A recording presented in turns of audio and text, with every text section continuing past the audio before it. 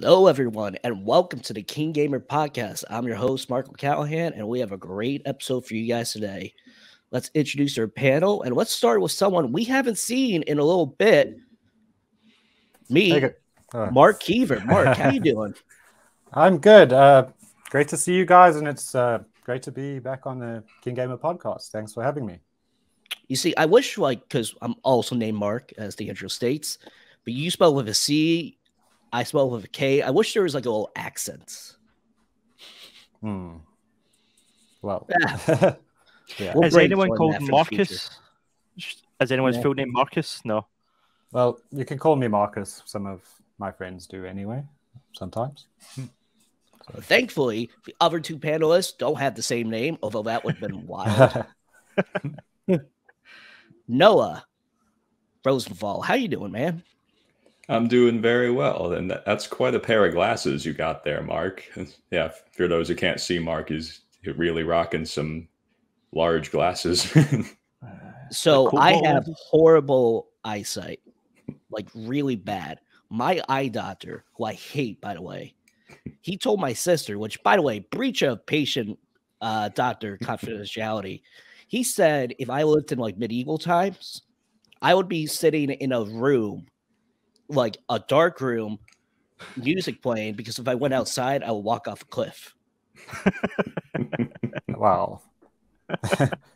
So not cool. And these new frames, I don't know if you can see it right there, but they're so big, they look like the iceberg that the Titanic hit. So if you want to call me Mr. Magoo today, don't worry. My parents already do it. I think you look handsome, Marc. Daniel, yeah, that's why you're my favorite. Daniel, how you doing? I'm good, mate. I'm all right. Well, thanks for having me back on. Just speaking about the same name thing, I feel like it would have been better to have the two Marcs on the multiverse episode, because then you could have been from different multiverses. But it's too late now. Well, you can always do another multiverse episode one day. Yeah, it's not like there's going to be a sequel. Nah, Marvel films, they don't get sequels. No. I think it might flop. But we have a great episode for you guys today. We got a ton of news, including the big Starfield and Redfall getting delayed. We have the recap of Nintendo Indie World, so much more. And we're going to be a little more upbeat or maybe downbeat. I don't know. Depends how you interpret games that we were surprised at. But before we jump into all that, Daniel, let's start with you. I know you're playing a little Warzone. Tell us about that. So Call of Duty Warzone is at the point where, I mean, who cares at this point? They've done John McClane, they've done Snoop Dogg's in the game, they've done, any credibility that game ever had is completely gone. It's slowly becoming more Fortnite-like, but recently they have introduced Godzilla and King Kong into the game. There's a Monarch mode. So I got together with my kind of group of Warzone pals this week, and we sat and we played that. And do you know something that starts off really quite cool? You get a wee kind of intro sequence, and as the plane's flying in, Godzilla fires atomic breath, hits a wing, so the plane's kind of crashing as you're jumping out, and it's quite exciting. And then as you're landing, you're seeing this big monkey jumping about the mountains and throwing rocks, and you can see Godzilla out in the water. So the first time you play it is quite exciting. You're like, this is cool. And then grab a gun. If you shoot the monsters, you get points, you get intel points. If you get enough of them, you can launch, you can fire Godzilla's atomic breath at a group of players, or you can have Kong throw a big boulder at this group of players, those sort of enemy players. It's super distracting though, because there will be a lot of time where you're just shooting Godzilla, saying you're getting all these points, and then you get sniped for the back because you're not watching yourself, because you're too focused on trying to get, the monster points or whatever. But yeah, it's fun. It is intense. It is quite graphically impressive. I mean, they've recreated the kit. The models aren't, the most realistic models I've ever seen in the game, but in terms of recreating the sort of versions for the recent films, they've done a decent job. And the sound effects are over there. The Godzilla roars there and stuff. So that's quite, if you're nostalgic for Godzilla, that's something. But the worst thing about it, the most kind of anticlimactic thing about it, at the end of it, the monsters don't fight. So during the whole match, as the kind of match counts down, you've got this wee meter at the top of your screen, and you've got a wee icon for Kong and one for Godzilla, and they slowly move towards each other as the match goes on. instead of the gas coming in, this is what's happening to tell you, the match is going to end. So I figured, Godzilla, he's in the water for the start of it. I figured he's going to come out of the water out of land. Kong's going to come towards him and they're going to fight, and that's what's going to kind of, destroy the map or whatever. But no, it doesn't. The game just ends. The game ends, a team wins, they drive away in a truck, Godzilla tries to blast them and kind of misses, and then it's just the end of the game. So it's super anticlimactic. There's not actually any sort of Godzilla fighting Kong stuff in it. And you also can't kill the monsters or even really do much to them. You get like stagger points, but they don't even really stagger. So it's a bit surface level, it's a bit gimmicky, it's a bit, just a different texture, different character models. But it's fun. There's a novelty to it. But yeah, it's fine. But that's what I've been doing. Do you think it's more on the disappointing side, or for what we got, it's good? Because I didn't know about this mode at first. I'm hearing about it. I'm like, oh, Monarch. And then you're like, they don't really fight each other, and it's more of like their background set piece. Do you know what I mean? Yeah, totally. 100%. That's exactly how to sum it up. That is, it's a background set piece. With a lot of these kind of timed Call of Duty Warzone modes, they're very kind of one note. Like they did the vampire thing at Halloween where you could kill, or a zombie thing. You could kill so many players and you would die and become a zombie, and you could eat other players. And then if you ate enough, you would come back as a sort of main player. And things like that, they're always fun for a few matches. Like the first match, you're like, oh, this is cool, this is unique, this is novelty, this is whatever. And then you play the second match and you're like, it's still okay. And then by the third match, you're like, okay, I get it, and I'm bored now. Like, let's just go back to normal, Warzone or whatever. I'll go and play something else. It doesn't have none of them have had the staying power. I don't think that sort of makes them really worth going back to all that much. So, is that free? I know Warzone is like free to play. Is that mode you have to pay?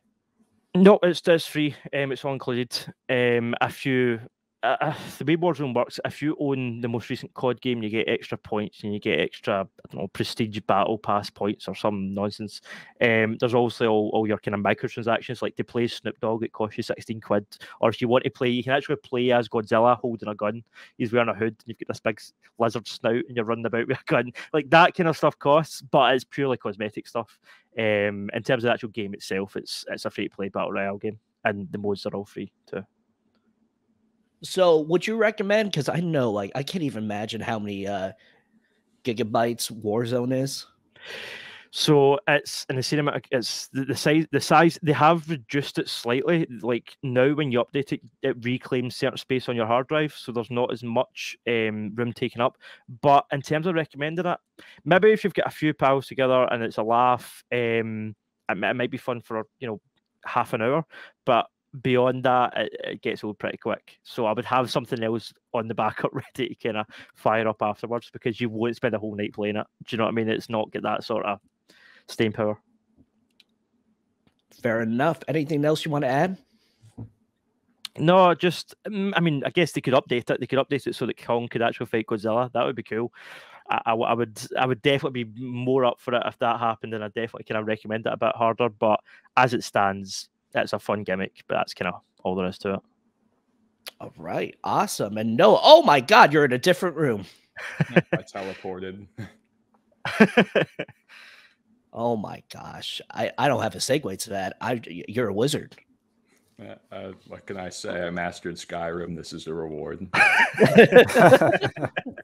That's what you get at the end game? Yes. That's a pretty good platinum trophy. Yeah, that's... Yeah, shout out to Connor Mitchell. Can he do it? I don't know. But Noah, sticking with Bethesda again, you are still playing Fallout 4, and for the life of me, I forgot your character's name. Ruby Red Fox. Ruby Red Fox. I wish I could whistle. So what's been going on in Fallout 4, Noah? What's the update? Oh, so I really like Ruby. She's, I believe it or not, probably my favorite character that I've ever made. That it almost makes me wonder, like, if the sole survivor is actually intended as the female character. You refer to them as Nate and Nora, like just so everyone that knows who's who. Like usually they're called Nate and Nora independently of any individual player's names for them. So yeah, and it kind of makes more sense with her because she's the mother of the missing kid, so it kind of feels more natural for her to be the one with the extreme vengeance for wanting to track down these people that took him and get him back. Just yeah, and she's characterized around the role, around being the mother of a newborn child. So yeah, I definitely feel that playing as a woman a bit more. And yeah, I'm working on a new settlement. I am going to try and build that highway settlement I was talking about last time. I actually think I can make it work. Yeah. So yeah, the thing is, you kind of have to connect it to the ground somehow and make it usable so everyone can get up and down regardless of where they spawn upon entering the cell. So yeah, I'm kind of trying to build it in levels, like interconnected houses, like through like bridges to try and kind of stack them. And I may try and go under the bridge as well. But if that doesn't look structurally right, I'm not going to stick to it because I like having that realism. So yeah, now that I have that vision, I kind of lay the grid down and it's starting to come together. So I'm very pleased with it. Awesome. What else is going on with Fallout 4? I was at 76. Oof. Oh. Well, I did just do. I joined the railroad. I'm gonna do a railroad this time around because I like it with Ruby. It fits the sly, catty kind of female badass kind of character. Yeah, and if you haven't picked up on it, yes, the name is inspired by the Gray Fox of Oblivion. I was thinking like I want her to be like the Gray Fox, and then I was like, wait, well, she's gonna have red hair. Let's make her the Red Fox. Well, it works. There we go. I like how you talk about realism and you're also talking about building a settlement in the sky. It sounds very if it's like BioShock Infinite, does that make you Comstock? Because I don't know if that's a good association that you want to go for. An oppressive city in the sky. I mean, so long as it looks structurally feasible, I think it's good enough because like in that world, you would try to build somewhere that's defensible and on top of a highway. That's good. I mean, in Fallout 3, there's that RFU settlement that's kind of built on the ramp end of an overpass. Yeah. Awesome. Anything else you want to add? That's all I've got for now. All right. Glad to see Noah's Fallout 4 update. Let's go over to Marc, and we can definitely ask, like, since your last podcast, what games are you playing? Because, man, there was a ton of games that came out. But you yeah, dude. Well, obviously, there's been a lot of games I've been playing in between. But recently, I haven't had a Sony console in years. Actually, since PS2. That was my last Sony console. And I recently, a friend kind of was selling his PS4 because he was traveling back to the US. And yeah, so I bought it from him, and that's given me access to some of the games that I missed out on over the years. And yeah, so I've been playing a bit of Persona 5. I did speak a bit before about Shin Megami Tensei 5 in the previous podcast. Maybe, I think Noah might remember. I think it was on the podcast I did with him. Yeah, so I got curious about Persona because it's really popular. It's got insanely good reviews. I've never played a Persona game until, well, recently. So I've written I think one article recently about Persona anyway. And yeah, so that curiosity led me to trying out the game, and I'm quite impressed. I can see why it's so popular. Yeah, I love me a good JRPG, and I'm pretty blown away by how just visually appealing this game is. They really did well with the aesthetic, and yeah, I'm enjoying that aspect of it. The story, well, it is kind of typical anime, some tropes that you find, Japanese high school setting. So in that way, can be predictable, in my opinion, sometimes. But yeah, it is quite heavy as well, the subject matter, which was in a way a little bit unexpected. So yeah, it's quite a good game, I must say, and I'm looking forward to playing some more games on the platform. I still think, surprisingly enough, the PS4 itself is still a very capable console, and even in 2022, like for a guy like me who hasn't played a Sony game in, well, one of the exclusives, in years, it's actually still very good value, I think, especially with the PS5 shortage that's going on. Yeah. Wow, Mark, to think the only thing we had in common was our names, because I know exactly what you're going through. So my sister had a PlayStation 2, so it wasn't really me, but I got an Xbox 360, got the Xbox One, and then Spider-Man came out, and I'm like, I want a PlayStation. Yeah. So, no, please. Okay, well, yeah, I did the same thing. I switched over to the 360 and pretty much the same, but nothing's appealed to me enough to actually buy the PS4 or PS5. Not even Spider-Man, as much as I like Spider-Man. But yeah, there's so many other great games to play. I'm a Switch guy. I like my PC as well. But it's been nice to try that out and experience Sony once more. And yeah, still a great experience. A lot of the Sony exclusives like God of War and Death Stranding are now coming to PC, so you can also access them elsewhere at this point. So it kind of negates the need for some exclusives. And then obviously with Xbox, you've got the Game Pass thing with the PC games. But yeah, I mean, I do envy that because, like you guys are saying, my dad, he's a bit of a casual gamer. He was into it a few years ago and he's kind of went off it somewhat. But when we moved into this flat back in July last year, I had a PlayStation and my other half, Courtney, she had a PS4 too.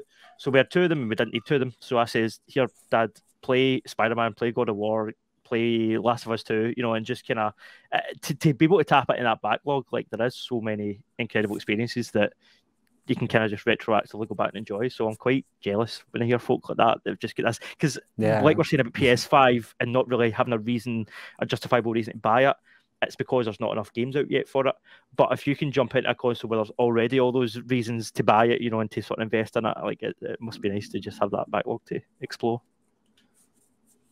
Yeah, I agree with you entirely. It's been a great time that I've had, and I think I might in future write a comparison because I've been able to compare the services offered by Sony and Microsoft now.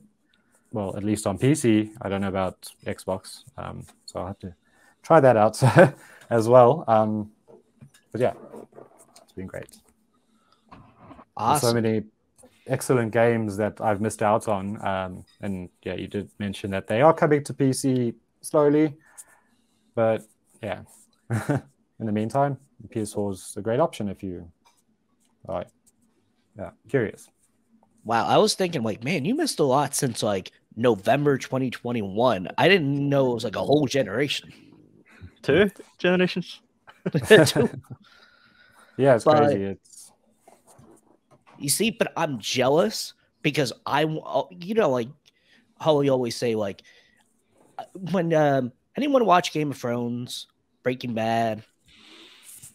Well, I do. See, I'm assuming you guys will love it, or at least Breaking Bad. Oh yeah, that Game of Thrones ending was, chef's kiss. Yeah, I don't want to start any of these Game of Thrones. I'm a little defender, as in you guys are too mean. Anyway, Breaking Bad. I think the exciting thing about that show, if you're a fan, is when other people experience for the first time and you get to experience it with them. And that's why people around me, when I was like, yeah, I'm getting PlayStation 4, it's like, oh, yeah, you got to get this. You got to get Horizon. You got to get this. Oh, you got to get this PlayStation 3 game. So, Mark, I feel like I'm with you, buddy. Thanks, man. Anything else? And actually, no, I got to play Persona 5. I know, but it is a big game. Yeah, it is a big game, and I did feel that I'm biting off a lot over here. But I've taken my time with it, and it's been a good time. I'm curious to know that game. I've never played a Persona game, but they get so hyped up. Do you feel like it has lived up to that hype? Is it what you're expecting? Is it better? Is it worse? To me, I would say yes, it lives up to the hype. It really is good. Maybe not. Depends on how you see it, but I think it's a very good game. Maybe not as hardcore as Shin Megami Tensei, the sort of related series. Yeah, but it's very good. All right, awesome. Thank you, Mark. Going on to the other Mark, aka Mr. Margoo. That's a working title. That's you. Thank you. So this week has been, well, I guess past week has been really busy. Been traveling around for work, and you probably sound congested. Throat was terrible, and especially working in the whiskey business, like drinking whiskey with a very sore throat, minus tea and lemon and honey, not a good thing. So apologies for my voice and downing some tea. I actually shouldn't do that.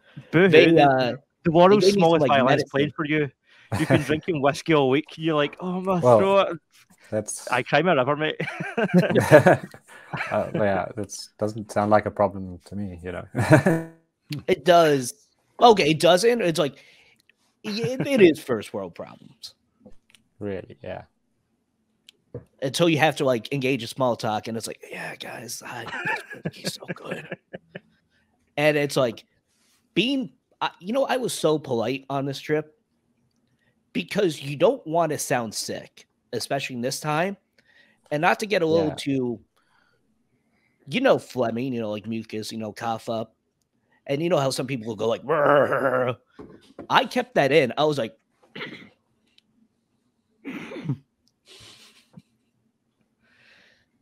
so it wasn't fun, but it was fun. Anyway, shit, what I had to say? Oh, my game. Yeah, you're okay. So I've been playing on my iPad, Marvel Strike Force, free to play. Basically, you just gather these Marvel heroes, you unlock them, you fight them. They have all these basic moves, but how much lore and creativity they get into that in just a basic like free to play is pretty fun. Oh wow, is it like a gacha type vibe? I haven't tried it myself. It's more of like a tournament fighter. Like you assemble 5 people, and then there's like a bunch of enemies. So it's turn based, more like it, but it's pretty fun and addicting. Unfortunately, too addicting.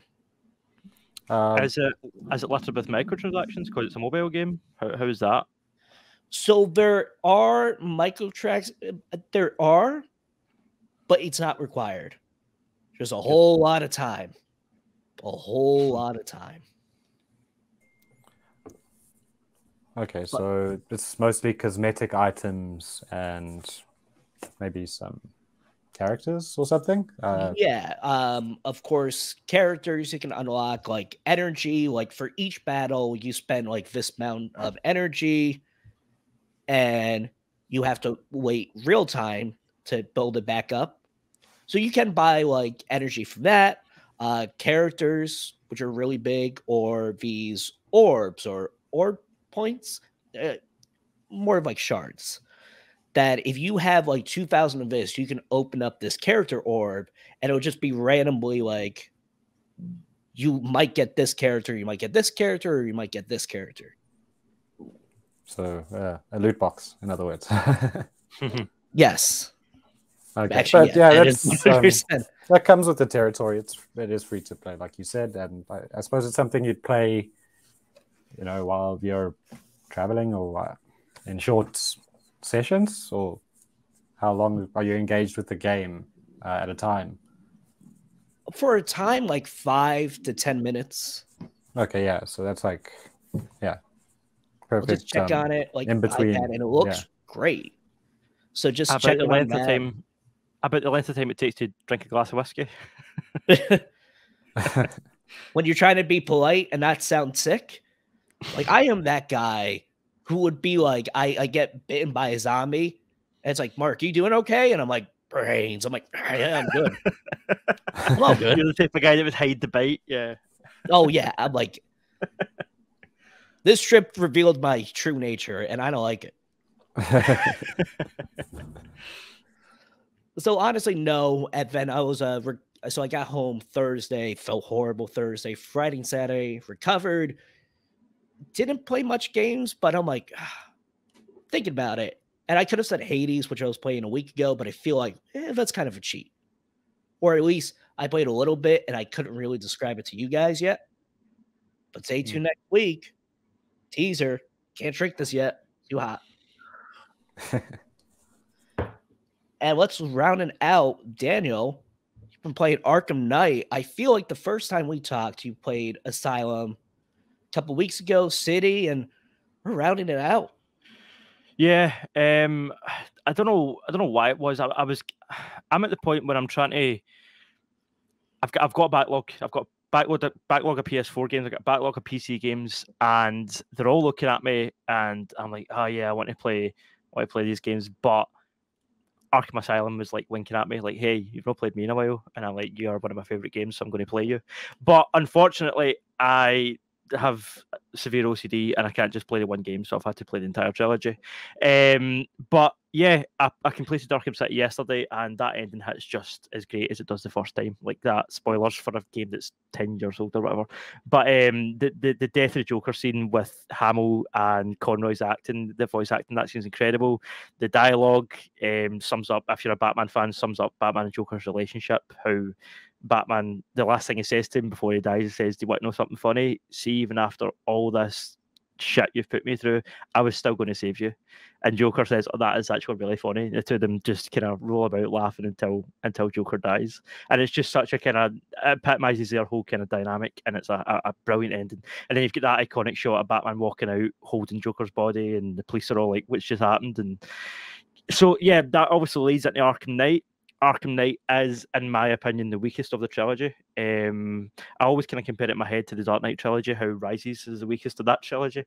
It's so there's certain elements of the game that are really fun. The traversal is really fun. The use of gadgets is expanded. It still looks good for a game from 2015. It still looks pretty solid. The rain looks good. The lighting effects are great. It's just a shame that there's so many forced Batmobile sections, and the Jason Todd twist, the Arkham Knight Jason Todd twist, is just such a bummer. Other than those two aspects, I do enjoy the game. It's just those are kind of the two main cruxes of Arkham Knight. Like there's so much of the gameplay that's based around the Batmobile, which feels horrible to control, and there's obviously the story twist, the big twist of who the Arkham Knight is. It's Jason Todd. So if you don't like those elements, which I don't, it doesn't ruin the game. There's still enjoyable elements to it, but when those are the kind of two main aspects of the game, it's hard to sort of to hold it up in the same light as those first two games, unfortunately. I totally agree with you on the Batmobile, Bat Tank sections. The Jason Todd, if they just revealed it in the marketing, yeah, it'd not be like, who's the Arkham Knight? It's like, gee, I wonder. And it wasn't like it was a end of first act, beginning of second act, like reveal. It was like the middle of the third act. I'm like, man, that was obvious. Yeah, what they should have done, in my opinion, I say it as if I know anything about marketing, but what they should have done, they should have came out and said, listen, we're redoing the Red Hood story, the classic Red Hood story for the comics. We're redoing that, but we're updating it, to be, instead of being the Red Hood, it's the Arkham Knight. Because that's what it is. It's an updated, version of the Under the Red Hood run. So if we knew that going in, I think it would have been easier to take. But having this whole marketing ploy where they were like, oh, this is a totally original character that's never been seen before, and it's just a twist that was done 20 years ago in the comics, it's like, okay, just super anticlimactic, in my opinion.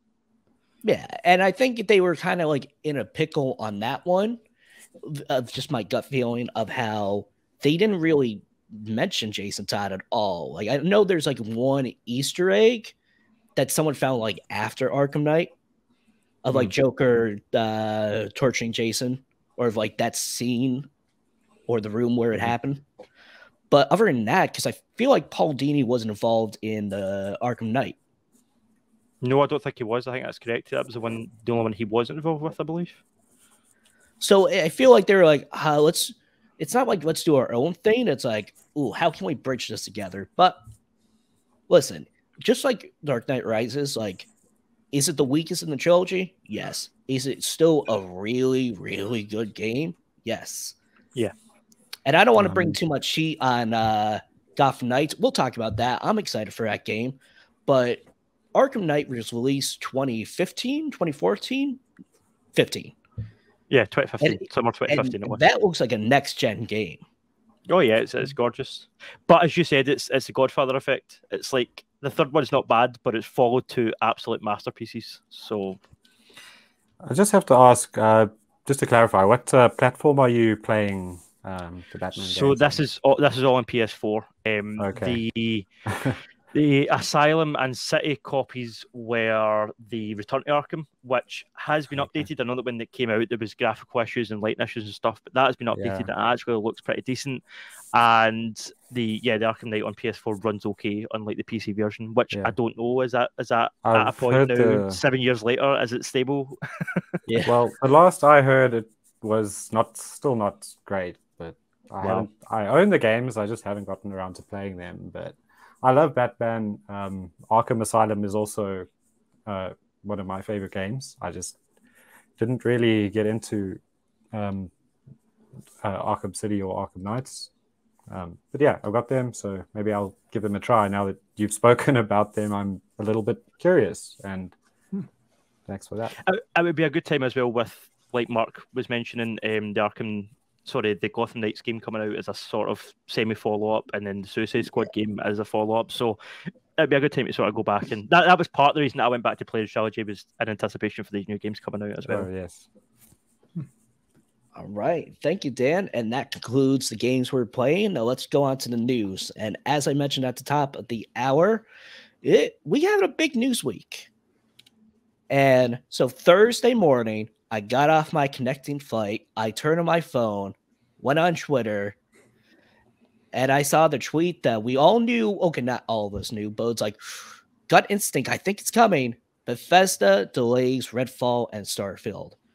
So on Thursday, sharply at 8, they tweeted out this. We made the decision to delay the launches of Redfall and Starfield to the first half of 2023.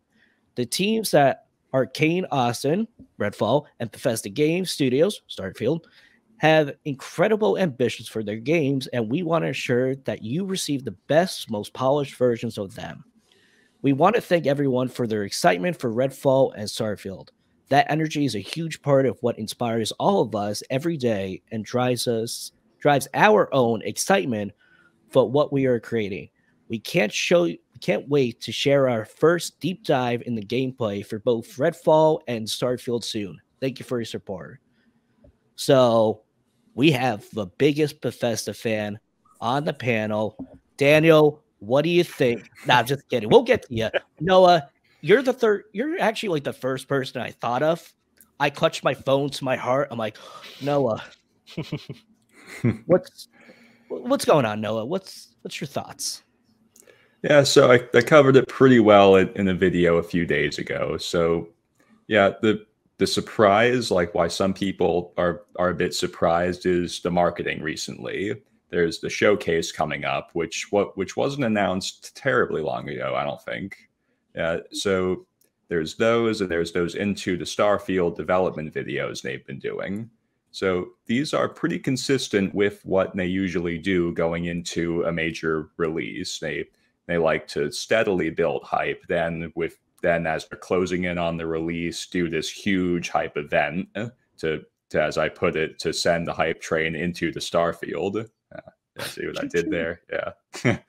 Yeah. So these plans probably were made with the intent of the games releasing on time, which would make me think that this decision did come recently. They're not just choosing to announce it now. The decision was made pretty recently, which which would go into why it's happening. So based on the timeline we're kind of seeing here, you could probably guess there's QA issues, which is the main thing they're hinting at in those tweets, and it's consistent with what that leaky guy said, Evie008.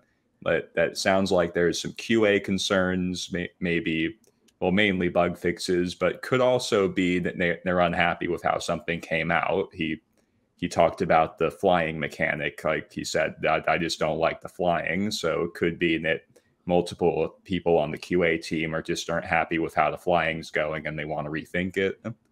And yeah, well, yeah. So if they need more time, then that's okay. We can wait until, as they put it, first half of 2023. And a little disappointed, of course, but like I want the games to come out well. We don't need Fallout 76 again. All right, Mark, what was your reaction to this news? Well, to me, games are getting delayed all the time these days, so I'm not particularly surprised and not unhappy. I do enjoy Bethesda's games, and as a real big science fiction fan, Starfield is definitely one on my radar. And, well, I'd rather they take a bit more time on it. I've kind of gotten used to that happening anyway, so there's no point in getting too bent out of shape. I'm quite happy with that. I'd rather that than the developer or the, like any massive crunch happening, which it probably will anyway. But that said, yeah, I'm happy with them taking their time. And Daniel, not only your thoughts on the news, but I feel like the presence of Cyberpunk looms so large in this game. I know you spoke a lot about Cyberpunk. Yeah, so in general, I'm very much an advocate of that mentality that Mark was just speaking about there. Take as long as you need. It'll be ready when it's ready. I'm very much of that mentality, especially when it comes to these major landmark games. There's certain games that come out that folk get super hyped up for. There's all sorts of marketing. You've got people like Keanu Reeves involved. It goes to an insane level. Yeah. There's pre-orders off the charts, and then it comes out. And like No Man's Sky, like Cyberpunk, like Mass Effect Andromeda, all sci-fi games actually, there's a huge disappointment felt at the end of it all. So if it avoids that for Bethesda, I feel like Bethesda are at a point where... So, Bethesda, obviously, at a certain point in time, like Oblivion, Fallout 3, Skyrim, or Fallout 4, New Vegas, although that wasn't them that developed it, they published it or whatever. They were very beloved around that era. It was as if they couldn't do any wrong. And then we had Fallout 4, which for some people was a disappointment, and then obviously Fallout 76 was, well, I don't really need to go into why that's a disappointment. But yes, if it avoids something like that, I feel like I remember when 76 came out, there was talk that was going to be the nail in Bethesda's coffin, like they were done. There was no going to be, like, they had their own E3 show and stuff, their own conference at E3, that was going to be done, and the critics were all kind of writing them off. And then, obviously, the Microsoft acquisition happened. Yeah. That kind of threw them a lifeline, I think. So I do think they're at the point now where they can't really make an arse of this, or it might be the beginning of the end. I think they have to nail this. I think this, because it's such a landmark title, like Mark was saying there, for years Bethesda fans have been wanting this, a proper sci-fi game set, but developed by Bethesda. Fallout 4's obviously got elements of sci-fi, but it's post-apocalyptic. But to actually get something set in space, and obviously the kind of more advanced tech and sci-fi elements is something that people have been crying out for years. So take your time, get it right. It's going to be a huge game, and I would much rather see it be a triumph than another failure. So happy to wait. Well said. And I think the other big thing I thought of besides Noah's feelings was, man, is Elden Ring probably going to win Game of the Year? Because if you feel like going to the Monarch mode from Warzone, these big titans, as in Elden Ring, is just smashing all these records. Like Horizon is like these, little smaller monster, and then these indie titles that will pop up. The big one that was going to rival, I feel like that was like the narrative going on, was Starfield. So I'm like, man, this actually makes me more invested in the second half. I'm like, what game is going to pop up and wow people? And maybe it's just sorry, What's just up? to interject. Is God of War still due out this year? Ragnarok? Has that been pushed, or is that still due in 2022? So it is still due in 2022. There was a tweet by an insider who, take it with a big grain of salt, that suggests that it's still going to come out this year. Okay, so we saw the announcement trailer and 2020 showcase. We saw gameplay for State of Play. I feel like we already would have gotten a date. It would be a very baller move if PlayStation's like, hey, Starfield was like what, November 11th, 13th? No, 11th. They're like, yeah. God of War Ragnarok, that's going there. That would be baller. But I think probably like April 2023 makes the most sense. The only two kind of big releases that I think could rival Elden Ring could be Ragnarok and that Hogwarts game that's coming out, if that's coming this year. I feel like one of them might be able to be in a conversation. That is true. And let me just double check, because I always had Hogwarts like in a release date, because I thought it was coming out in December. And you know how like games come out in... Okay, so there actually isn't a date. It just says 2022. No, it's a window. Yeah. Yeah, so even with no date with that one... And I feel like with the looming controversy with J.K. Rowling, it's like I feel like that will have an effect whether people like it or not with judging the game. But I think that, or indie titles, Hades, It Takes Two, so wouldn't be shocked, but it's like, man, a game that would rival in terms of size and epicness, that was going to be Starfield. Yes, you're right about God of War and Hogwarts. I just think it'll just get delayed. Maybe I'm wrong. It wouldn't be the first, second, third, fifth, 100th time, but oh well. So let's go on to, actually, well, great transition. I'm talking about indie games. Let's talk about the Nintendo Indie World. They had a showcase for that. I always love Nintendo. That is my main platform for playing these indie games. Now, I know, Noah, you don't know. Actually, besides me, anyone else own a Switch?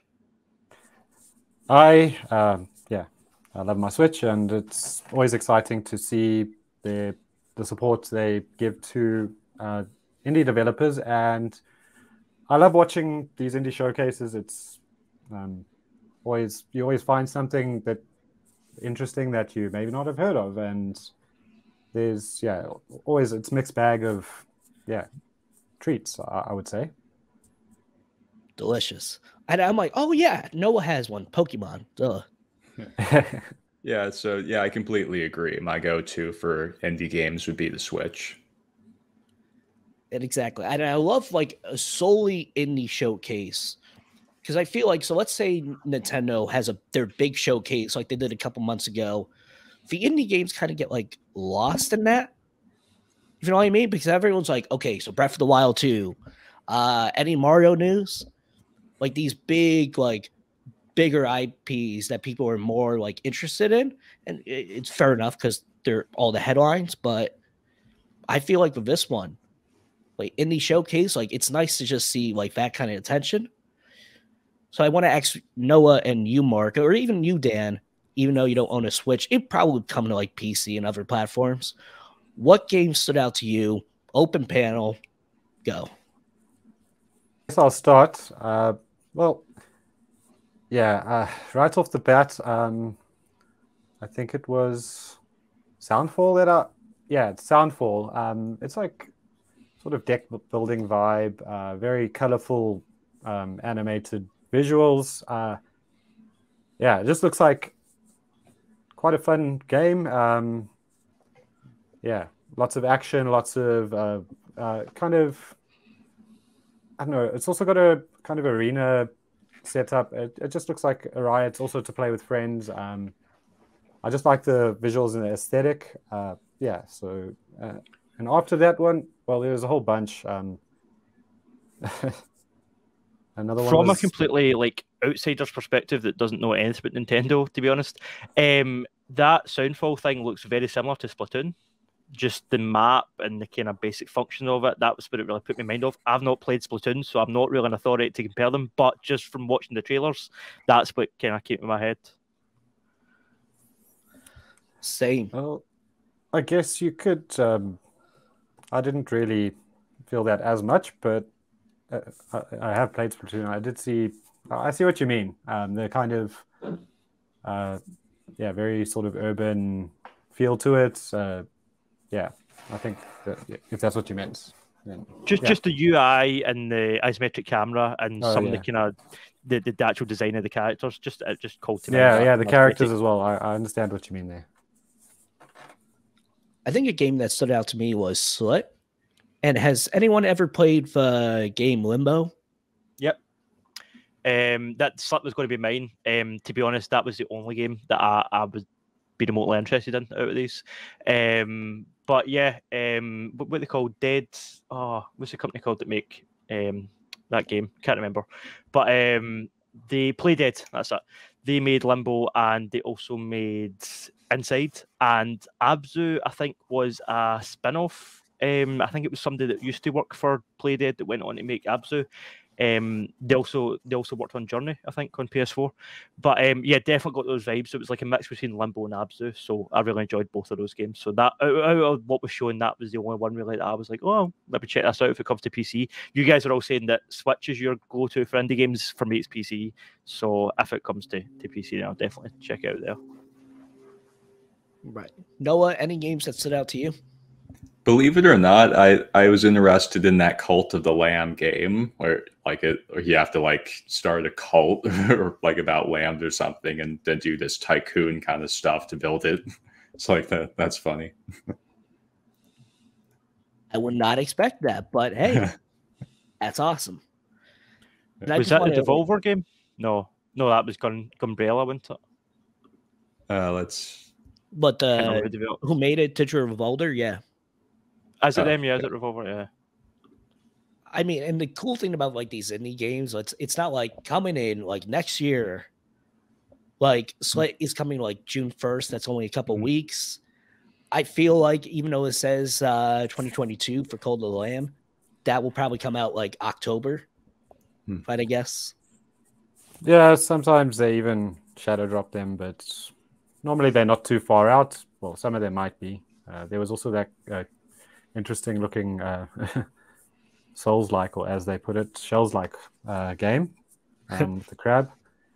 I know those games sometimes mechanically aren't as good as they would like to be, but it does look interesting. Anything else you guys want to mention? Any games that stood out to you, or? I mean, Human. What was it called? The one with the armies, the simulated armies. That's a fun game, but it's been out for a couple of years on PC. So, what's that called again? Totally accurate battle simulator. Yeah. Tabs. That was fun when I played it on PC, but as I said, it's a fairly old game at this point. Well, it still introduces a whole new platform, and I think it's going to be quite nice. That game maybe works quite well on the platform. Nice and portable. Interested to see how it will run, because on the PC version you could put 1,000 guys on either side and it would crash. I've got a 2060 graphics card and it would crash. So I'm curious to know how the Switch is going to handle it, if there's going to be limits, to what you can do, or if it will just let you go until you crash it. All right. Ooh. Sorry, I had to clear my throat. If only I had whiskey. But moving on, and I love that you mentioned Arkham Knight, Dan, because this kind of ties in-ish, but we're talking about Gotham Knights. So they released a full gameplay presentation, and we were talking, I believe it was last week or 2 weeks ago, on how, we haven't really seen footage, and then Gotham Knights hey, Marc, we got you. You don't own a PlayStation 4 only, right? I'm like, no? Good. Because it's not coming on PlayStation 4 or Xbox One, because, quote, we wanted to provide players with the best possible experience, best possible gameplay experience. So I feel like this is the first like company to be like, all right, we're ditching PlayStation 4, Xbox One, and I know like games have come out like exclusively, but just to ditch it 3/4 of your wave release date, big move. So Dan, what's your thoughts? I am 100% in favor of companies doing this. I don't have a PS5. I don't have an Xbox One X, Series X, Scorpio, whatever the hell it's called. I've got my PC and PS4, but I'm happy to wait until I've got a PS5 to play this. And I think that games developers should be ditching the old consoles as soon as possible. Give us a reason to go and buy the new console. I mean, especially with PS5s and with Xboxes, with how hard it is at the minute to get your hands on hardware, it's a real effort. You know, you have to seek out a PS5. It's an investment. It's not a cheap console.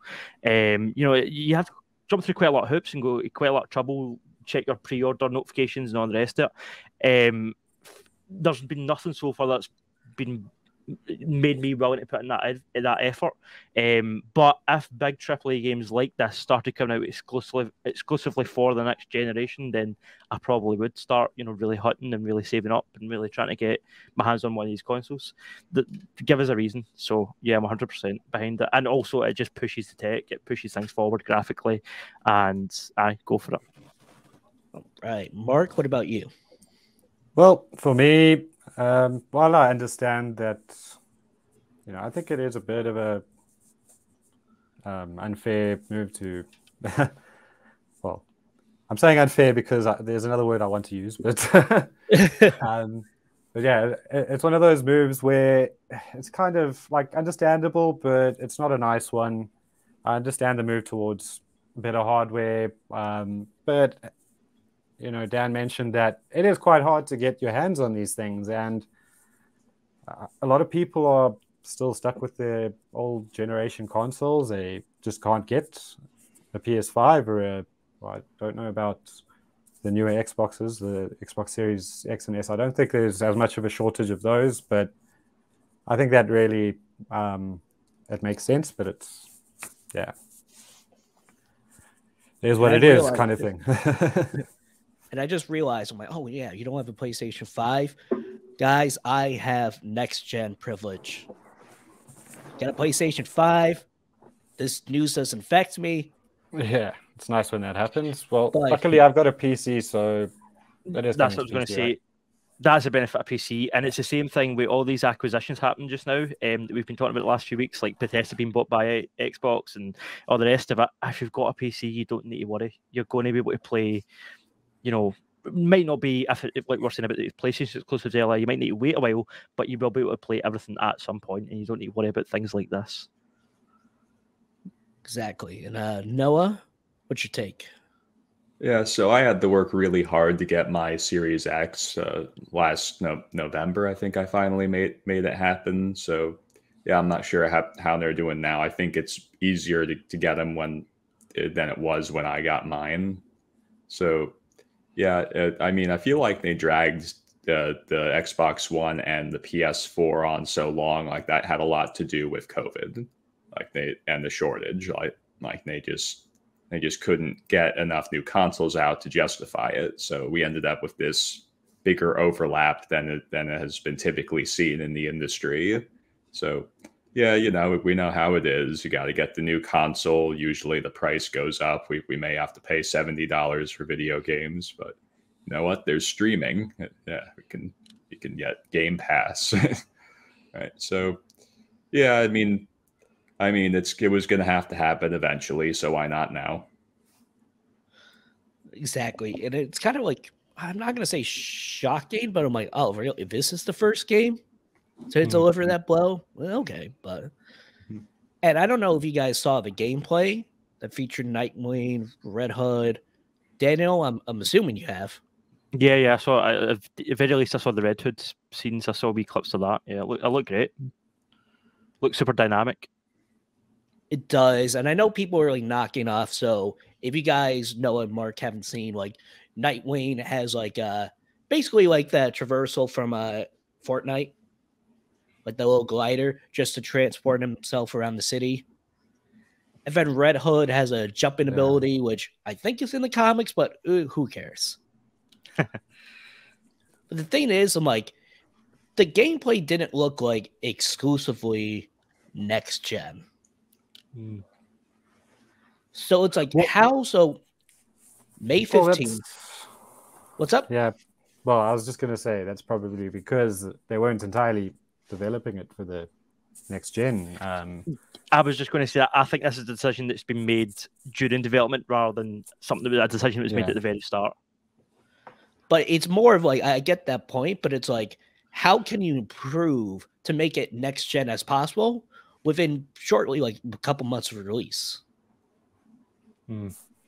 Well, maybe we'll see some significant improvements now that we've had this announcement, and they're probably devoting all their resources to making it look as good as possible. So what we see when it releases might be a little bit better than we have seen.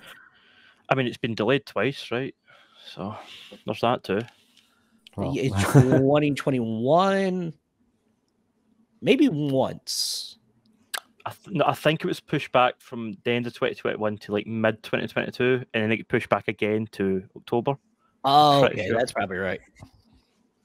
And I think Suicide Squad was pushed once, also twice. Yeah, I think just once, but it was quite significant. I think they pushed that back like 9 months, 10 months. It was quite a long delay.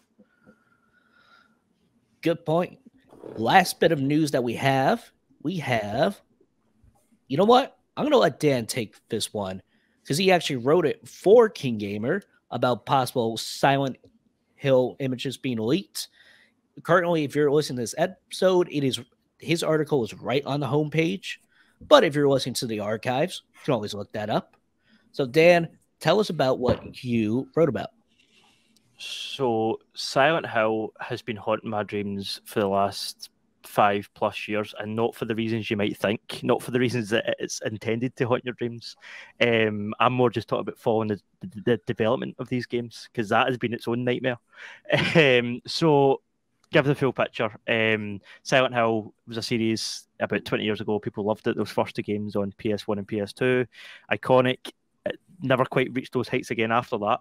And then sort of died down a bit. And then all of a sudden, here we're getting this brand new entry, this terrifying first-person version developed by Hideo Kojima and Guillermo del Toro, of all people, starring Norman Reedus. They released this playable teaser in 2014, I want to say, 2015, around about there.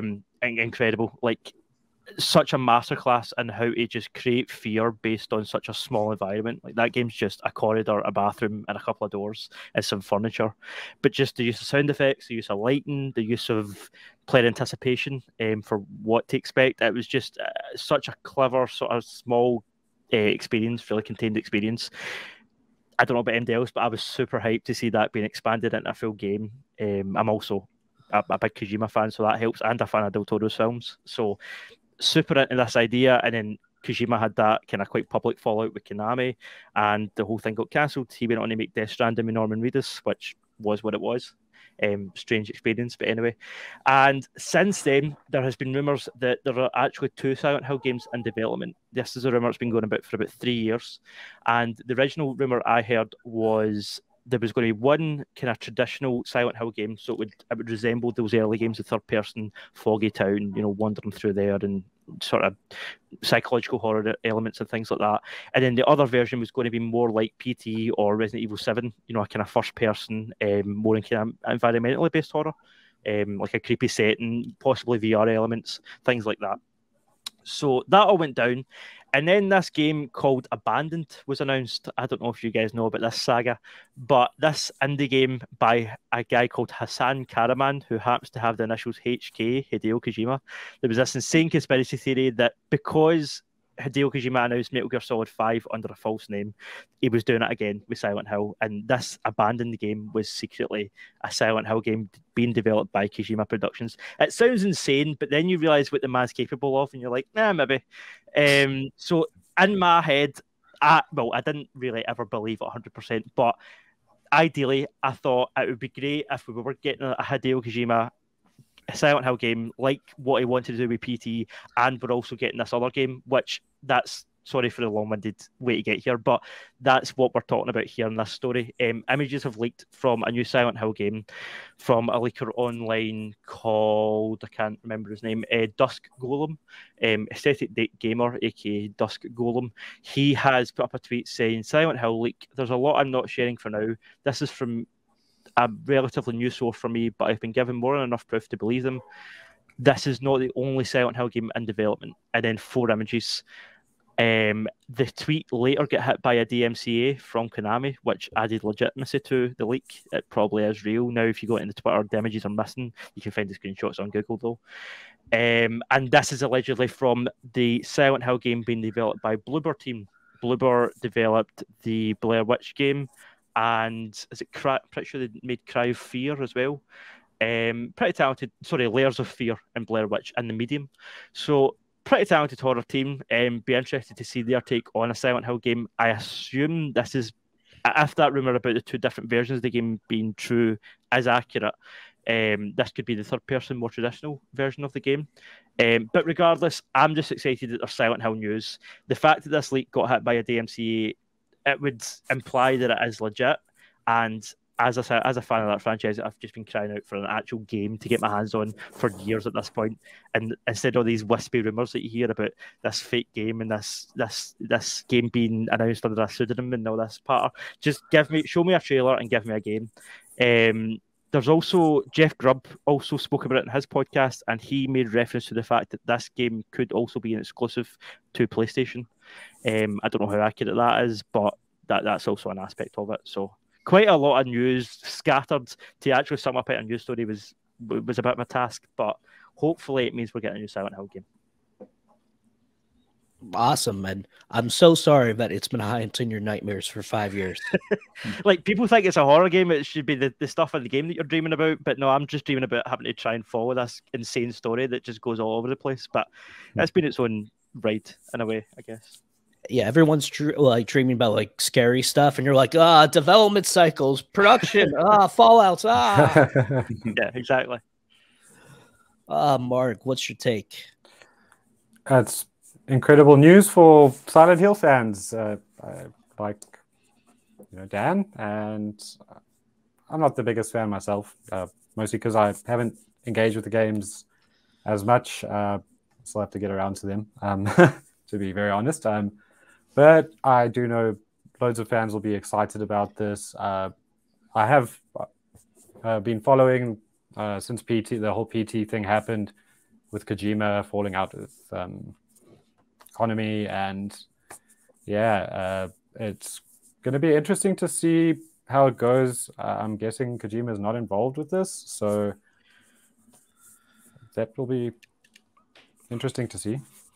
The other aspect of it, Konami have been accused of a few years of mistreating their IP, Castlevania included, and Metal Gear and Silent Hill. I agree with that sentiment. Well, they've been making pachinko machines and casino gambling machines and things like that using these kind of HD graphics instead of just doing a remake like everybody wants.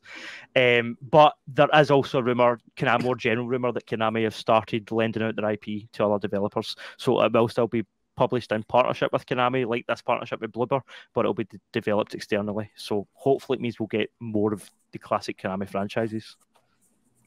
Yeah, I hope so too. And just, it's great news. Noah, any reaction to this? So I'll go a bit broader, just address the leaks as a whole. There's a huge amount of leaks coming out in the industry right now. Like I mentioned, Heavy 008 leaked some Bethesda information, and there's the Pokemon leakers. There's that Riddler Coup guy who tweets riddles about stuff in Pokemon Scarlet and Violet. Yeah, that guy, he at least makes it a game. Like if I worked for a developer, I'd never leak information because like if you're caught, if you're in trouble, and like it could be career ending. Like who would want to work with someone who might leak information? So with the Bethesda guy, Heavy 008, like it's not clear yet if there are implications. The story with whoever this is it was a character artist for Bethesda that's now working for a different developer, and this transition happened recently. I forget who their new employer is, but yeah, so they leaked this information to a game writer, and it wasn't anything that telling. I mean, did address bug fixing like a bit more than should be said. So because there's all this information about this person, they are verified and it's known where they work now. Like Bethesda knows who this is. Like if it's out there who their new employer is, they know who it was that leaked this information. So yeah, that's not a good look. Even if there are no implications, that looks bad. I wouldn't want to work with someone who might like share company information publicly like that. No, but it's almost like there's a whole industry built out of video game rumors. Yeah, exactly. I mean, I do a lot of speculation work, but nothing I do comes from any inside sources. It comes from here. Well, I do also enjoy a good bit of speculation. It's always fun to imagine what might happen in the future. So, but the rumors. Not so much. I think the question like this, when a rumor drops, I agree that it's hard to. You need to always take it with a pinch of salt, because you might get excited for something that's not even in development, and there's no chance of it happening. But the DMCA claim from Konami adds a wee bit of legitimacy to this one, which is why I think, honestly, I'm fairly new to KeenGamer, so it's quite hard to know when you're writing for a website how far do we go with leaks, how much speculation is allowed. Are leaks news, are they relevant? But when something like this happens, when the claim hits, I think that adds a bit of credibility to it and makes it more likely that it is indeed true. Well said. Anything else you want to add, Daniel? Just please give us Silent Hill. I really hope that Konami stop holding their franchises hostage. And it would be incredible just to see. I mean, imagine watching PlayStation Experience or any of these big shows and Hideo Kojima walks out and introduces a Silent Hill game. Like, that feeling would just be insane. That's what I'm dreaming of. That's what I'm hoping for. Yes, please, and Daniel's nightmares. If not for him, do it for me. Thanks, Mark. Anytime. So that wraps up the news. And before we go into the main topic, so all of a sudden, while you guys were talking, I noticed on my tab I have the Cult of the Lamb, and I have the Nintendo website, and it's very weird how the icon of an 8-bit Mario next to Cult of the Lamb. Oh, weird. But anyway, we are jumping into our main topic, and 2 weeks ago, I believe it was 2 weeks ago, we did our most disappointing games, and we got a little negative, but you know what? Let's go a little more positive. Games that we were surprised by, or, games we were wrong about. That's also a thing. I don't know how you guys took it, but Mark, since you're back in the podcast, I want to start with you. Okay, sure. Oh, and also we're picking 2 games each. Honorable mentions at the end. Anyway, Mark, what game were you surprised by? Well, my big one is actually, believe it or not, Elden Ring. For a couple reasons. Firstly, I am a huge FromSoft fan. I love their games. I've played every single one I could get my hands on. And I was speaking about recently acquiring a PS4, which is also now I can play Bloodborne, which I'm going to probably do at some point. Anyway, the reason it surprised me is, I guess, after playing Dark Souls 3, I kind of got a bit soulsed out. Even, Sekiro looked great. I liked the aesthetic. I liked watching some people play the game, but I just didn't really find myself that interested in it. And the same with what else came out? Or was that their last one? Anyway, and also I'm not the biggest Game of Thrones fan, so I know they were working with what's his name? George R.R. Martin. Yeah, him. So I mean, that didn't really do anything for me. So I saw this huge hype train, and I thought, well, open world Souls, yes, that defeats the point of it being a Souls game. But yeah, so I've tried it anyway because, of course, it's a huge release, and my curiosity overcame me. So, and yeah, it was just it's Elden Ring. It's just this huge, incredible game, and yeah, for me that was a surprise as a long-time Souls fan. Maybe not everyone else in this podcast, but for me, yeah, very much so. So what elements of Elden Ring like really surprised you? Like really, like it was more of like a deviation from the Souls formula, or just something they improved upon vastly? Well, I think the visuals, for one, are incredible, and just the world building, of course, FromSoft does that very well, better than a lot of companies out there. But the biggest thing I think for me was I was concerned about the free roam aspect. I mean, the Dark Souls games are traditionally very, well, not linear, but they kind of guided. You have to fight a particular enemy or avoid a particular enemy to get to another area, fight a particular boss. You don't have to really do that in Elden Ring. And I thought that might I don't know, take away from the experience. But it actually, it's nice to see a really big, scary enemy and think, well, I don't have to go fight him now. I can come back later. Or come back when you have some friends with you. The multiplayer is as good as ever, I think, that I never had any doubts about. And I think that's one of the things that, despite my skepticism towards a game, I dove in, I think, for the multiplayer. And was, surprised to find that it's actually overall just an incredible game. Awesome. Noah, go on to you. What game were you surprised by? So this one's a bit of a curveball. Believe it or not, I was surprised, well, I'm still surprised by Halo Master Chief Collection, mainly because of all that's been added to it since release. Like, it started as what you'd expect. You're playing the classic Halos again as Master Chief, and then that multiplayer started out real bad. But like over the years, they kept adding stuff to it. There's now the custom game browser. The multiplayer now is better than it was. So that's what really surprised me. That now it didn't start good. Well, not at least didn't start as good in terms of a multiplayer game perspective. Of course, the classic Halo is excellent, but yeah, it didn't start out as what it ultimately became, and now it is a fantastic shared experience. I remember when I got like the Halo Master Chief, like it was only like single player at that time. Yeah, they took the multiplayer out entirely at one point, right? I believe they did, yeah. So they added it back in. Yeah, and of course, with free industries, there's still like those quirks. Like I question all their menus. Like, why'd you do it this way? This looks awkward. And even the custom game browser. Like I've always said, just do matchmaking. Like, just do custom game matchmaking. No browser, but you know what? It came out okay.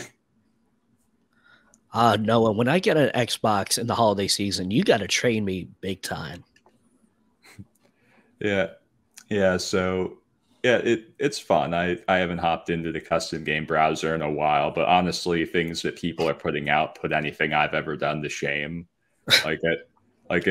I'm good at making like the little games, like horseback gladiators. For some reason, people demand that every time I'm doing custom games. Believe it or not, I've played horseback gladiators many times, so I'm actually quite tired of it myself. But yeah, people like that.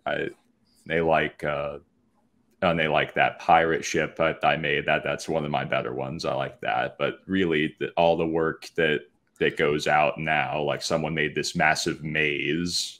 That's incredible. And there's these battleship kind of things. I'm like, man, these dwarf anything I've ever done.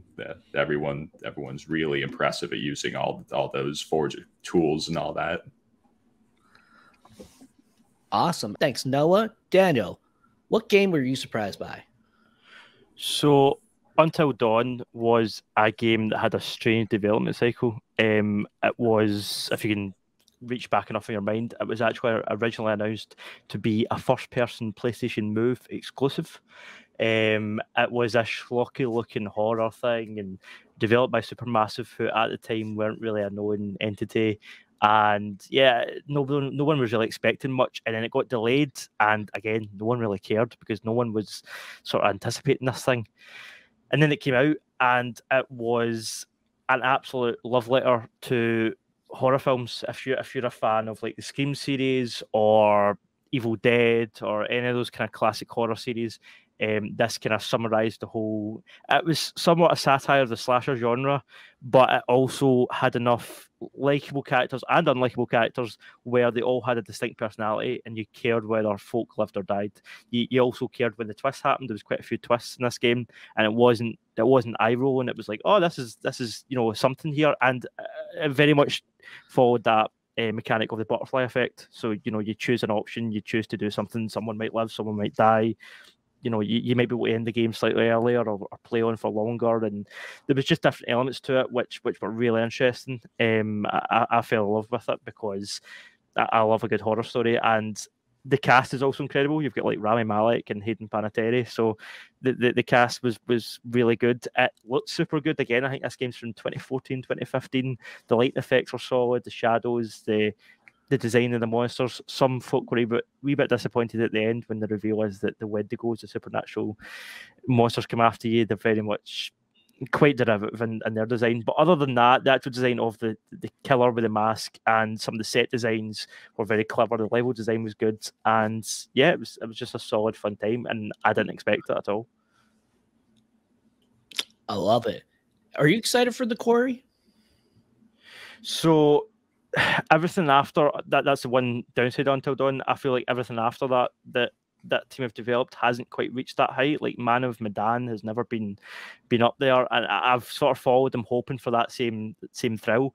But because Marc, you were talking earlier about the joy of showing someone else a game for the first time.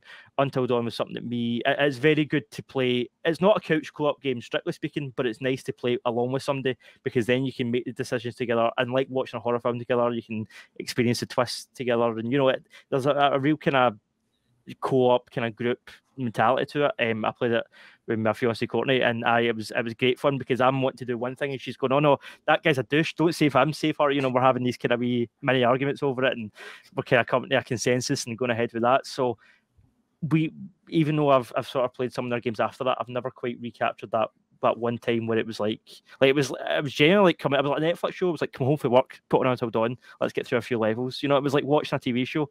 And sadly they've not quite managed to recapture that. But the Quarry might get there. But yeah, I definitely will follow the company because Until Dawn was a great game. I really enjoyed that. By the way, the Quarry is coming out less than a month, June 10th. So nice, excited. Yeah, definitely. So moving on to me, game I was most surprised, and this is more of a hear me out. The Last of Us. Okay. And I might be like, what? Well, again, hear me out. So going back to the beginning of the podcast when we were talking about Persona 5 and Marc and Dr. What am I again? Mr. Margoo. There you go. I should have just changed that with my name tag. Anyway, so I knew about The Last of Us, like, having an Xbox, you're hearing about all these big PlayStation exclusives, kind of like now how I'm hearing about all the games going to Game Pass. So I'm always at the, stick end of that. So, me. So I knew about The Last of Us, and I actually watched, a full cutscene movie of it. And I was blown away to the point where I would always rewatch. That became my quote unquote favorite video game movie. I don't know if you guys ever seen you haven't played a game, but you've watched a full movie cutscene. Well, they'll just have all the cutscenes in order and some gameplay to help bridge it. Mm-hmm. But so I finally bought it when I got the PlayStation 4.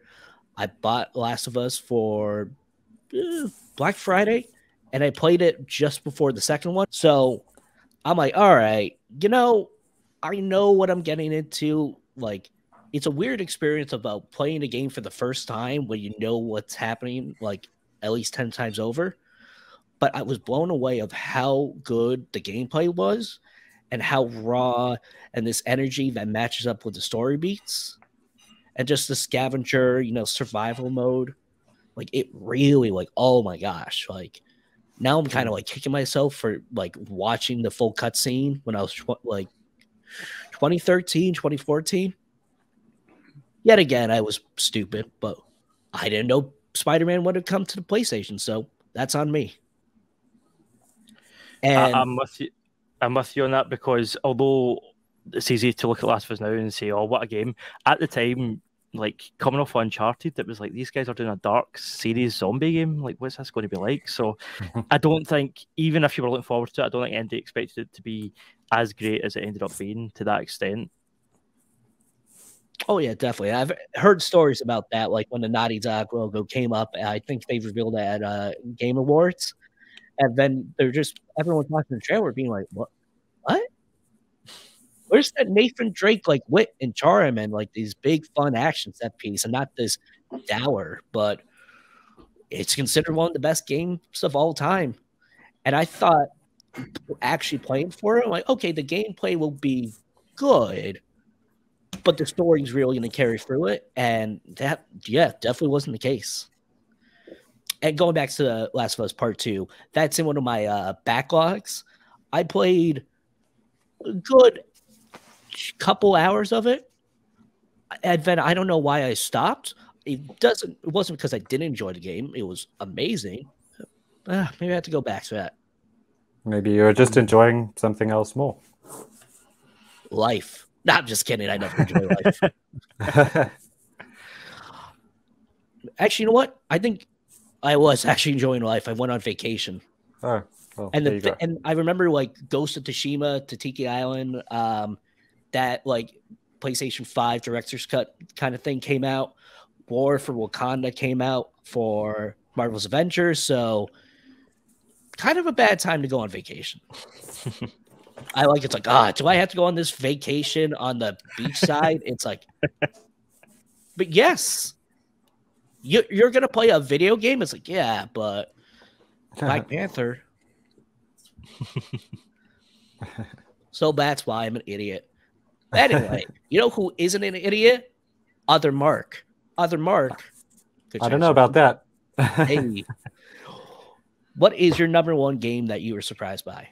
Well, to be quite honest, actually, Chrono Cross.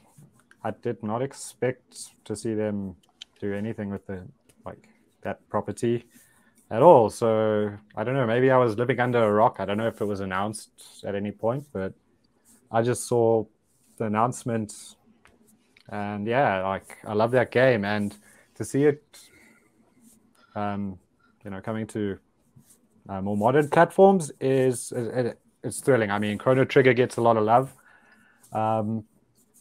Yeah, you can find that on your cell phone. You can play it on PC, wherever. But Chrono Cross I've been a bit hard sore about that over the years, and I still remember even following the rumors about the supposed sequel to Chrono Cross, which never materialized. It was supposedly called Chrono Break, I think. There was even a website that Squaresoft had registered and everything, and I know a lot of people were like anticipating something. But to get those individuals that created these games together again, that dream team of, I think Akira Toriyama, I can't remember the other guys, but yeah, that's maybe not going to happen, but it's nice to just see that I can play one of my all-time favorite games again, because I have no way to play it. And I've got such great memories of it, so I'm really just thrilled to enjoy that again. I wish there was like a strategy or a method, because you mentioned like you're so focused on Persona 5, and for like the last 2 months for me it was Elden Ring, and it was hard to like, all right, let's play some other games. It's like, no, but I want to play Elden Ring. Well, I think a lot of people have that. For me, it was my friends wanted me to play Elden Ring, and I actually wanted to play Persona 5. So, So peer pressure. Yeah, no, I just went offline and played Persona 5. Awesome. Just don't tell my friends. Noah. I hope they're not watching this. No. But if they are, hi, Marc's friends. Noah, what is the most, what game were you most surprised by? So I was pretty surprised by how much I liked Mario Odyssey. Like I thought you were going to say my number one for a second. well, we'll continue on. I really want to hear this one. Yeah, so going into this new one, like that at that point, I think the last game like that had come out would be that 3D World that was on the Wii U. So I kind of was thinking like, okay, so the Mario RPG is over. You go to Galaxy, that like there's nothing bigger than intergalactic Mario, so there's nowhere else to go. So they just kind of tried to play it back a little bit, and I went into it thinking this is not going to be as fun as those. And I'd say I don't prefer it over the classics, but I really did like it.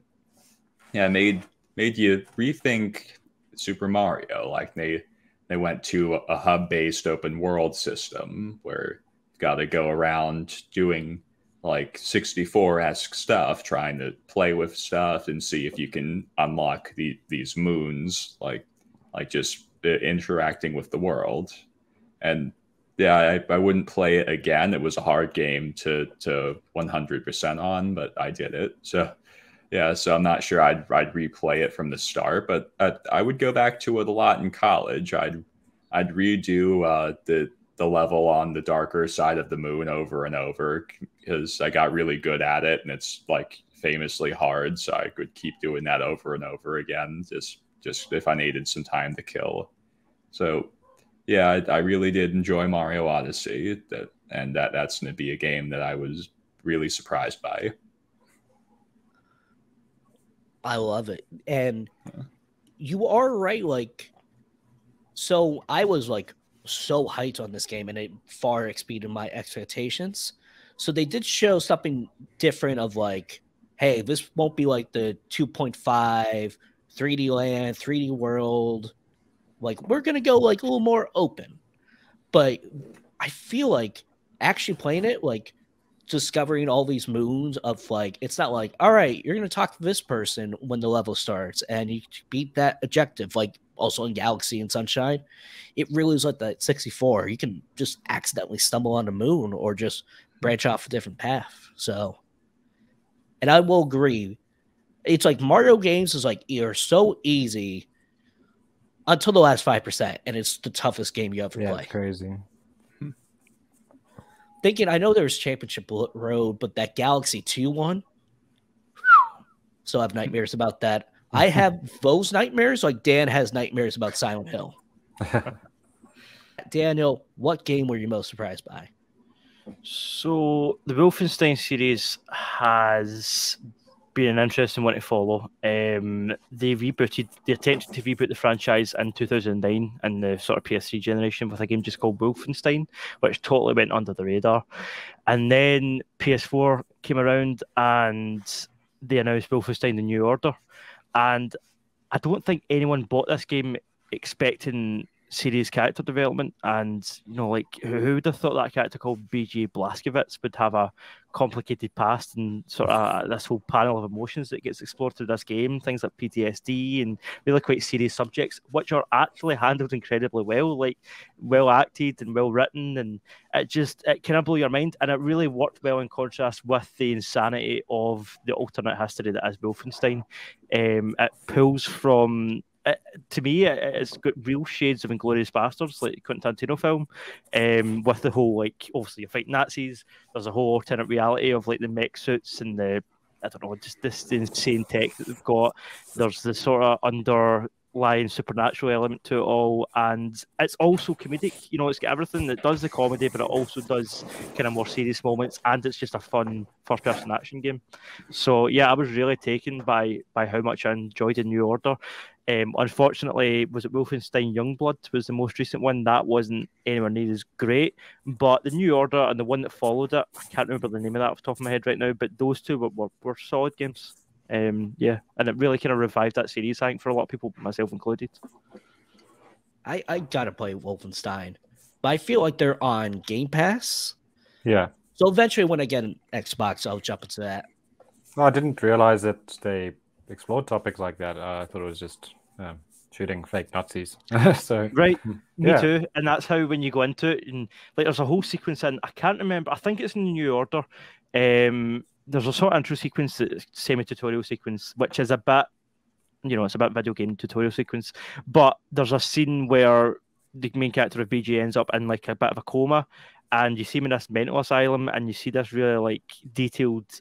What do you call it? It's like a fast forward type sequence where you see all this stuff happening around him while he's sitting vegetating in this mental home. And about 10, 15 years passes, and you kind of see the culture of America and stuff changing around him. And because the Nazis are winning the war, you know, things change there as well. And then eventually the asylum gets kind of. Sorry, no, it's not asylum. It's a home for mental patients.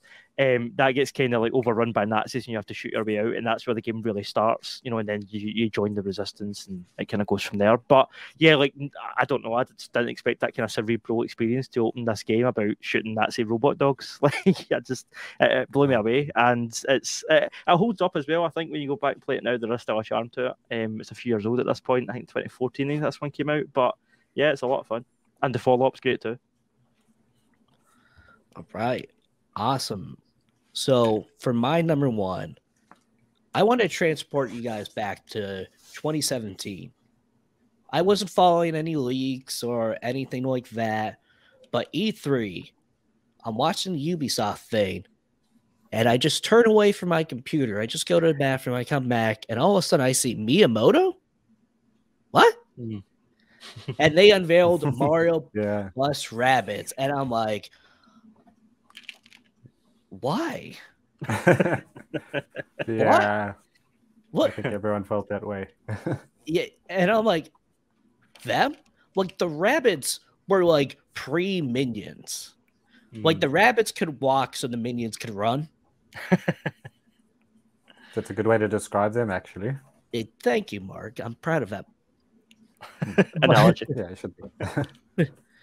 And then even like the gameplay, like, oh, it's a turn base and all these things. I'm like, and it wasn't really the gameplay that was like throwing me off. It was just the whole concept of like Mario plus Rabbids. But I'm like, it worked all so right. well, though. It worked so well. All right, whatever. I'm a simp for Mario. I'll buy it. And I was so wrong. This game is amazing on so many levels. And I think special credit to Ubisoft for having so much respect and loving tributes to Mario. Like, it wasn't like Mario got thrown into like a Rabbids game and it's all that crazy. It was like a perfect mesh of both. I played some of the Rabbids games. Like, they're just annoying little creatures. In fairness, that's their purpose. But this one, they're like they're funny. They're actually likable. They're doofuses. They get into this stuff. The gameplay, the turn base is awesome. Even Peach gets involved. Yeah, it gets crazy. All that, and even the DLC that involves Donkey Kong, great DLC. And just like, wow. And maybe because it's from Ubisoft, like the game is always like discounted. Like on Black Friday, and just like any like Nintendo sale, it's always like $15 off. Actually, no, scratch that. It's like $15. If you haven't played it, if you like Mario, if you like the turn base, even if you don't like the Rabbids like me, you're gonna love this game. Well, just to add to what you're saying, Marc Goo, or what also kind of, I just really enjoyed Mario and Rabbids. The humor, it's quite well written, very well written, and it had me, you know, I had a few good laughs playing it. So yeah. And especially that opening sequence, I was just hooked immediately. It was just crazy, that first opening sequence. It's quite something. and the humor has a lot of like meta humor, but it's not to the point of like, oh, like either A, they're being too harsh to Mario, or B, is like too much of a wink to the audience. Yeah. Like it was just right. And Noah, I had like a little mini like, oh, someone actually got my number one, because you're like, my number one is Mario Odyssey. I'm like, whoo. Wow. You got me, Noah. But other than that, like I was kind of looking at like before the show, I'm like, okay, was it announced 2016 or 2017? So it was announced in 2017, and then like less than 3 months later, it was released. So I feel like end of the year, we might get because the Sparks of Hope is coming out. I'm excited for that. It's going to take a lot of Galaxy elements from it. So hopefully, end of 2022, Mario plus Rabbids, you might be the game of the year. Maybe not. But hey, a game can dream. But that concludes our main list for the most surprising games that we've played. Any honorable mentions? Like, I know I just want to shout out Bugsnax. And Mark, if you don't know, I love Bugsnax, the game. It's one of the best games I've ever played. But I think I just sound like a broken record if I mention Bugsnax as number one. Well, it is super cute. Haven't played it myself, but I know a lot of people who love it. I know, I'll get around to it after Persona 5 and yeah. Okay, so right after that. So end of next year, you'll get around with it. Yeah, something like that. Maybe I'll play Bugsnax too. An honorable mention, the other one that I was thinking of was Nier Automata. The first Nier game came out in, I don't know, 2012, 2010, I don't know. And then the sequel came out, Nier Automata, developed by Platinum Games. It was a very much, I don't know, there was kind of like Japanese, almost anime elements to it. And there was this weird, I don't know, the whole aesthetic just looked weird and kind of quirky. And I saw the trailers for it and I thought, what is this? And then it came out to insane rave reviews. And even though the reviews were great, I bought it out of curiosity. And I still went in expecting to come away going, what was that nonsense all about? And I loved it. I thought it was an incredible experience. So yeah, Nier Automata was the other one that I was going to mention. That's a solid game if you've not played it. Again, a long game. There's a lot to it, but it's a solid RPG, and gameplay elements are great. The aesthetics are great. The score, the music's phenomenal. Like Nier Automata really blew me away. I didn't expect it. Awesome. What about you guys? Speaking of broken records, So many years ago, I started playing a game called Skyrim. I didn't want to talk about it that much because broken records. But I went into that I had no idea this game would define my life. I had no clue I was about to become the deep voiced guy who likes Skyrim. But it happens, and I'm very glad that it did. And speaking of the Mario games, I also I was really surprised by that. I'm not sure if it's the latest now. Like it's the Mario Brothers, like the most recent Mario Brothers games. That those are really, really good. Like the original, of course, will always be a classic, but the one I really like is the one on the Wii U. So I think that like with Mario Maker, I think they did like what they did with Mario Kart 8, where they just kind of brought that one back to the Switch because it was so good. So I really enjoy the modern Mario Brothers games. No, just to touch on the Skyrim thing, were you in Oblivion beforehand? No, I'm a lot younger than you probably think I am. So my first 360 game would have been Halo Reach, then I started seeing a lot of people playing this game. Like it used to list like what game everyone's playing. So So on my friends list, I kept seeing this game, and I was like, "What is Scream?" Yeah, like, so then I asked someone, they said, so it's actually called Skyrim. I'm like, oh, and they said, you got to try this game. It's the new thing. And I was like, all right. And then my life was determined. Just I talk about didn't know we were Bethesda. getting Noah's origin story. I'm not old enough to remember the Fallout 1 and 2, but I would imagine if that was your only experience of Fallout and then you played Fallout 3, that must have been mind-blowing for Fallout fans. Must have been crazy. Or like GTA, it's like all of a sudden you're playing the third one. It's like, whoa. Yeah. Yeah. I can agree with Skyrim. As a matter of fact, I hadn't been playing for a few years video games at all. And then a friend of mine got Skyrim and I was watching him play and I was like, wow, what is this game? I need it. And then I bought an Xbox 360 so I could buy Skyrim. I think I had to wait a couple months before I could afford the game on top of the console. But yeah, it was a real good time. But that's not my number one. My number one might be a bit like, you guys might be like, what? But it's actually Counter-Strike, Global Offensive. Now, the reason being is I'm not really a huge fan of first-person shooters. I mean, I've played plenty of them. Going back to, I did mention my PS2 having Call of Duty 3 on there, I think. It was a long time ago, so I don't really remember too well. And I think another good one I enjoyed was called Black on PS2. But anyway, yeah, a friend of mine that I had been working with, he was quite into it, and he was collecting skins. He was showing me all of his skins, and I'm like, wow, these things are worth like that much money. That's crazy.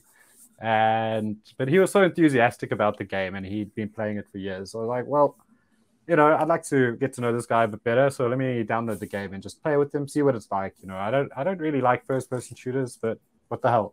And yeah, I think what won me over was the tactical, the strategy base. I mean, all the other first-person shooter games I had played was, especially from a multiplayer aspect, it was more run and shoot the first guy you see. And if you shoot better than the other guy, you get a win. Where Counter-Strike's got like a very nuanced tactical element. But it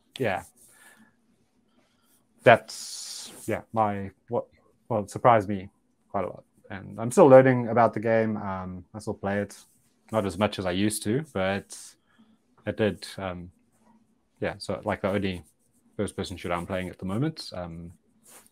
Yeah. Sweet. So before we wrap this whole thing up, anything you guys just want to mention beforehand? It's nice to be pleasantly surprised sometimes, and I wish it would happen more often. I feel like nowadays with trailers and reviews, it's easy to be cynical going into something. I feel like back in the day, PS2 days and stuff, when it was just like gaming magazines was the closest thing you got. You could walk in a game shop and pick up a game and know nothing about it and take it home, and you wouldn't know if you were going to love it or hate it. Whereas I think nowadays there's a lot more preconceived notions going in. So I think that's something that's kind of changed when it comes to this topic quite a lot. Yeah, a lot more money as well. Like back then, I used to go in the GameStop, buy a bunch of used GameCube games for maybe $20. Now to try a game, there's Game Pass now, but before Game Pass, it's like you're about to spend $60. Yeah, it's quite a significant difference. All right, so that will do for our podcast. Thank you guys so much for being here. Noah, where can people find you? You can find my YouTube channel on YouTube. Type in the Black Rose of Spaces. It's the lovely picture of a burning rose. If you can't find it, add the word Bethesda and it'll pop up. Awesome. Mark, what about you? Where can people find you? I do have some projects that are coming up, but at this stage, just watch this space for now. Mostly here on Keen and also some other places, but right now, yeah. Daniel, where can people find you? So speaking of upcoming projects, I'm currently working on, you mentioned the podcast episode we recorded of the most disappointing games. I have sort of transformed some of that conversation into an article of the top 10 most disappointing games upon release of all time. So games when they came out were a total letdown. There's also, to be honest, it's more of a top 15 because there's 5 honourable mentions. The article is around 7,000 words, so it is a bit of a meaty piece. I have finished the draft. I just need to upload it to the site and add the photos, etc. But that should be coming up within the next week. Either keep sort of checking KeenGamer for it, or if you want to follow me on Twitter at danboyd95, I'll be sharing it there.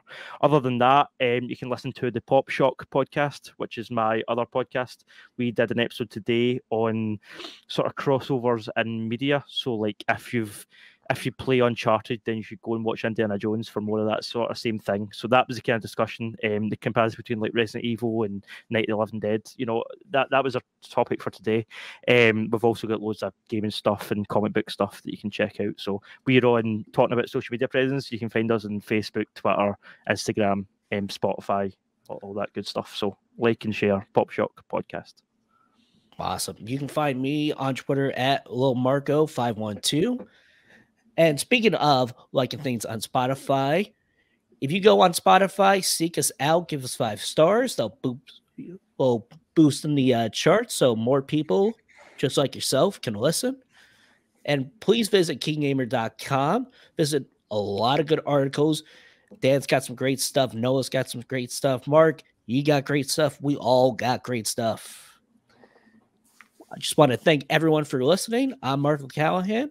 Hope you have a nice day.